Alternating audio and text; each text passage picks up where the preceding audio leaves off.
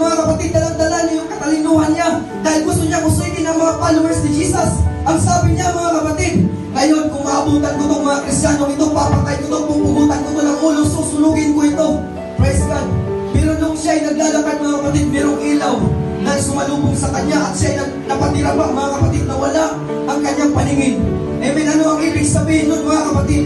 Kahit anong kagalingan meron ka, kahit anong kaalaman meron ka, kung ang Diyos ay wala sa iyo, kung ang Diyos ay hindi mo nakilala ang lubusan, kung hindi ka pinapangunahan ng Diyos, magiging walang silbi yan, mga kapatid. Pero alam natin na meron palang layunin ng Diyos sa buhay niya, mga kapatid. Kaya nung siya'y naglalakad, ang nais niya ay pusigin ang mga Kristiyano. Amen? Pero nung siya'y naglalakad, mga kapatid, nagpahayag ang Diyos, pinakilala sa kanyang pinaunawa na yung Diyos na pinaglilingkuran mo, na yung Diyos ni Jacob, yung Diyos ni Abraham at ni Isaac, ay ang Diyos na nahayag sa laman na siya magliligtas sa kanyang mga anak.